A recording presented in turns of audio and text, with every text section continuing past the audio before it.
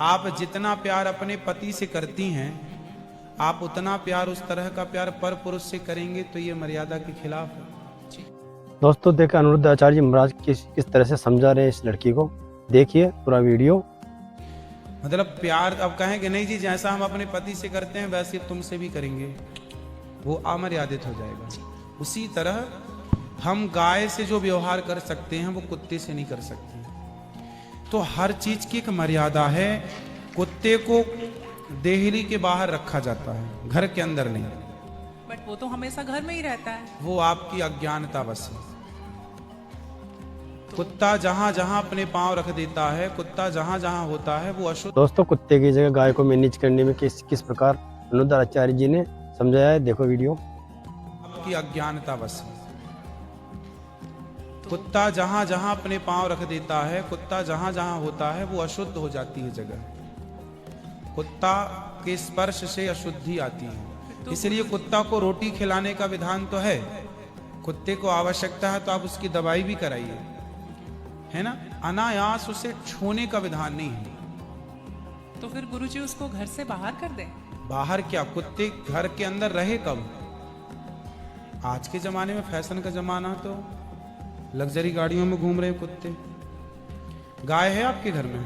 नहीं गुरुजी, उसके लिए इसलिए नहीं पॉसिबल है क्योंकि आप फ्लैट में नहीं रख सकते हैं। आप खुद अगर रेंट पे रहते हैं तो आप समस्या नहीं रख तो सकते। यही है कि आज हम कुत्ते को रखने को पॉसिबल मानते हैं पर गाय को रखना इम्पॉसिबल मानते हैं। गुरुजी दिक्कत तो कुत्ते से भी है बहुत लोगों को। लॉजिकली देखा जाए अगर उसको हम बाहर लेकर के जाते हैं शौच के लिए तो उससे भी दिक्कत है, लेकिन कुत्ते में मैनेज हो जाता है क्योंकि हम बाहर लेके जाते हैं। एक्चुअली कुत्ते में आप लोग मैनेज करना सीख गए हैं। काश गाय के साथ भी मैनेज करना सीख गए होते तो गाय भी मैनेज हो जाती है अभ्यास से। अब कुत्ते के संग रहते रहते अभ्यास हो गया। गाय भी ना, छोटी सी गाय आती है जो हिमालय तरफ की गाय है ना, वो बहुत छोटी सी होती है। वो गाय यदि आप घर में रखेंगे तो वो आपके बिस्तर में सो सकती है, वो आपके संग खा सकती है। मतलब छोटी सी होती है, 1 लीटर दूध देती है वो, और इतनी प्यारी गाय होती है, इतनी सुंदर होती है। मतलब पूरे भारत देश की सर्वश्रेष्ठ नस्ल है वो, सबसे सुंदर सर्वश्रेष्ठ गाय। वो गाय सिर्फ कम दूध देती है। मतलब अपनी गौशाला में जितने छोटे छोटे बछड़े हैं ना, छोटे छोटे, मतलब सामान्य गैया का जो बछड़ा 1 महीने में होता है ना, उतनी बड़ी तो वो पूरी गाय होती है। मतलब उसे आप गोद में लेके जा सकते हैं। वो बच्चे की मां बन गई है, लेकिन उस गाय को आप अपनी गोद में ले सकते हैं। वो भी गाय होती है। तो कुत्ते वालों को उस गाय के साथ मैनेज कर लेना चाहिए। अच्छा, मतलब उस हाइट, मतलब उस गाय की हाइट की ग्रोथ नहीं है, वो गाय की हाइट वो गाय बहुत छोटी सी होती है, छोटी सी होती इतनी सी होती है कि आप उसे गोद में ले सकते हैं। आप उसे गोद में लेके पूरे घर में घूम सकते हैं। मतलब इतनी छोटी गाय होती है वो। देखो भगवान को पता था कलयुग में ऐसा होगा, इसलिए ऑप्शन दे रखा है। आप कुत्ते को गोद में लेके घूमते हैं पर भगवान ने ऑप्शन दे रखा था, हम लोगों का ध्यान उस तरफ गया नहीं। सही बात। गुरुजी मेरा दूसरा सवाल ये है कि ये सवाल बेसिकली मेरी बहन के घर वालों का है। चिकन नहीं खाना चाहिए क्योंकि उसमें जान होती है, कोई भी जानवर नहीं खाना चाहिए क्योंकि जान होती है। प्लांट में भी तो जान होती है ना गुरुजी? हाँ होती तो है। फिर हम उसको तोड़ते हैं तो उसको नहीं दर्द होता? ऐसा उनके घर वालों का सवाल है, मेरे माध्यम से। नहीं आप ठीक कह रहे हैं। देखो किसी आप ना गेहूं को चबा जाइए, जी, चने को चबा जाइए, दालों को चबा जाइए, तो वो रोती नहीं है, चीखती नहीं है, उसमें रक्त नहीं होता, हड्डी नहीं होती, मांस नहीं होता, वो चीखती नहीं है, चिल्लाती नहीं है ना। पर आप मुर्गी को मारिए तो वो चीखेगी, चिल्लाएगी, भागेगी, खून है, हड्डी है, मांस है ना। एक्चुअली सिद्धांत है ना। देखो इतने सारे मर्द हैं, लेकिन इतने सारे मर्दों में एक मर्द ऐसा है जो आपका हाथ पकड़ के रह सकता है, आपका हाथ पकड़ के घूम सकता है, कोई कुछ नहीं बोल सकता, क्योंकि वो आपका पति है ना। समाज ने आपको इजाजत दे दी, आपकी मांग भर गई, मंगलसूत्र आ गया, अब समाज ने स्वीकार कर लिया कि ये मर्द, ये पुरुष अब आपका पति है। अब आपको दूसरे पुरुषों के साथ देखा गया तो आप अच्छे नहीं माने जाएंगे। तो जैसे समाज ने एक पुरुष के संग एक स्त्री के संग इजाजत दे दी, शास्त्र ने इजाजत दे दी कि आप इसके साथ रह सकते, ये लीगल है, उसी तरह आपको गेहूं, चावल, अंकुरित अनाज चीजें, दाल, चावल, सब्जी, रोटी खाना लीगल, वेद ने आज्ञा दे दी, ये खा सकते हैं। मांस के लिए आज्ञा नहीं दी। पतिव्रता नारी पराये मर्द के संग, पराये पुरुष के संग घूमेगी तो समाज उसे ठीक नहीं कहेगी। उसी तरह हमें शास्त्र आज्ञा करते हैं कि हमारे ठाकुर जी, हमारे राम फल खाते हैं, हमारे राम फल खाते हैं, दाल, चावल, साग, सब्जी, बादाम, काजू ये खाते हैं। तो हमारे राम, हमारे कृष्ण खाए, मतलब वेद ने आज्ञा दे दी कि आप ये खा सकते हैं, ये खाने का पदार्थ है। मांस शेर के लिए है, बिल्ली के लिए है, कुत्ता के लिए। क्या आप कुत्ता हैं? क्या आप बिल्ली हैं?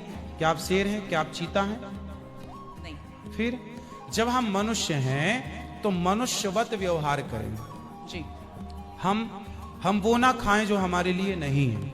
अब मांस खाने वाले जानवर ना, आप गौर से देखिएगा, मांस खाने वाले जितने जानवर होते हैं, कुत्ता, बिल्ली, चीता, शेर, सब जीभ से चाट चाट के पानी पीते हैं जी। आपने कुत्ते को पानी पीते देखा हो, जीभ से पीते लेकिन आप कैसे पानी पीते हैं? मुंह लगा होंठों से करके, पीते हैं, होंठों मुंह से पीते हैं। गाय कैसे पानी पीती है? मुंह से, जैसे हम लोग पीते हैं, कुत्ता चाट के, बिल्ली चाट के। मतलब शाकाहारी जानवर और मांसाहारी जानवर दोनों ईश्वर ने बनाए हैं। गाय को आप मांस परोसिए नहीं खाएगी, नहीं खाएंगे। वो शाक बकरी को मांस परोसिए नहीं खाएगी, भैंस को मांस परोसिए नहीं खाएगी। जब जानवर जानवर होके अपने धर्म में अटके हैं तो हम इंसान क्यों अपना धर्म छोड़ रहे हैं? अब जो मांसाहारी जानवर होते हैं उनको आप ध्यान से देखना, उनके पांव में नाखून होते हैं, जबकि शाकाहारी जानवर के खुर पाए जाते हैं। जैसे गाय का खुर होता है, बकरी का खुर होता है, भैंस का खुर होता है, जबकि चीता का, शेर का, कुत्ते का, बिल्ली का। अब आप देखिए कि आपके ईश्वर ने पैर बनाए हैं ना तरीके से, आप मुंह से पानी पी, मतलब आपके लक्षण शाकाहार से मैच कर रहे हैं, है ना। बिल्ली के, कुत्ते के यहाँ कैनाइन दांत बड़े बड़े होते हैं मांस फाड़ने के लिए जी, आपके नहीं है। मतलब आप ईश्वर की तरफ से शाकाहार। और अब मैं नहीं कहता, आप मेडिकल साइंस का अध्ययन करके देखिएगा, साइंटिस्ट लोग अब से, अभी मैं इंग्लैंड गया था, वहां मुझे बताया कि जो अंग्रेज लोग इनके बाप दादी जो मांस खाते चले आए हैं, अब कुछ अंग्रेज लोग इतने जागरूक हो गए हैं कि अब वो मांस नहीं खाते। वो कहते हैं कि अब इसको खाने से बीमारियां बढ़ रही हैं, लोग परेशान हो रहे हैं। पहले के लोग जंगल में कंदमूल फल खाते थे, ये अब खाने लग गए हैं, सुअर खा रहे हैं, कुत्ता खा रहे हैं। अब बहुत सारे लोग शाकाहार की तरफ जो जागरूक हैं बढ़ रहे हैं। तो आप और हम तो पहले से जागरूक हैं, तो हम क्यों अपने आप को मांसाहार की तरफ ले जाएं? क्यों किसी की हड्डी चबाएं? बताइए, हमारे यहाँ मुर्दे को छूने से लोग नहाते हैं, कितनी दुर्गंध है। अब देखो, आप गेहूं, आप पालक काटो, गोभी काटो, है ना, मूली काटो, गाजर काटो, दाल पकाओ, कोई दुर्गंध आती है आपकी रसोई में? नहीं। लेकिन आप मुर्गी पकाओ, मुर्गी काटो, बिल्कुल वो बदबू से भर जाएगा। मतलब आपकी नाक भी आपको गवाह देने लग जाएगी, भाई बस कर, है ना। तो शरीर एक्सेप्ट नहीं करता, आप जबरदस्ती खिला रहे हैं। गुरुजी, मेरा तीसरा प्रश्न ये है कि जैसे हम लोग एकादशी करते हैं और किसी दिन अगर हम बाहर रहते हैं और उस दिन एकादशी है, फॉर एग्जांपल हम आउट ऑफ स्टेशन है और उस दिन ख्याल नहीं कि एकादशी है, तो अगर हम बाहर चावल खा लेते हैं या लहसुन प्याज खा लेते हैं तो क्या वो ब्रेक हो जाता है पर्टिकुलर एकादशी उस दिन का, या पूरा कंटिन्यूड रहता है जो 108 हम कर रहे हैं? कंटिन्यू कैसे रहेगा? वो पर्टिकुलर वाला कैंसिल होता है ना जिस दिन हम खा लिए बाहर। हाँ, आपने जो खा लिया वो एकादशी भंग हो गई जी, और पीछे से जो हम कंटिन्यू जो करते आए हैं वो तो जो किया वो मिलेगा, जो आगे करेंगे वो मिलेगा। पर हमें इस बात का ध्यान रखना चाहिए। यदि आपने एक बार खा लिया, एकादशी के दिन कोई ने धोखे से कुछ खा लिया, चावल खा लिया, रोटी खा ली, बिस्किट खा लिया, तो भगवान से क्षमा मांगनी चाहिए, प्रभु अज्ञानवश हुआ, हमें क्षमा कीजिए। और फिर उतने को ही फलाहार मान लेना चाहिए, फिर कुछ नहीं खाना चाहिए। जैसे आज आपने धोखे से चावल खाया, आपने खाया ही एक कौर, तभी याद आया आज तो एकादशी। अब आप बोलेंगे नहीं, हे प्रभु अपराध हुआ, क्षमा, भगवान का नाम जप करो और उसको ही अब मान लो कि अब मेरा पारण हो गया, अब फिर मैं कुछ नहीं खाऊं, तो फिर वो पूरी एकादशी मान ली जाएगी। देखते हैं वो चौथा सवाल कौन सा पूछती है गुरुजी से और गुरुजी कैसे समझाते हैं। गुरुजी मेरा चौथा सवाल ये है कि आप कहते हैं दारू पीना पाप है, चिकन खाना पाप है क्योंकि उसमें जान है।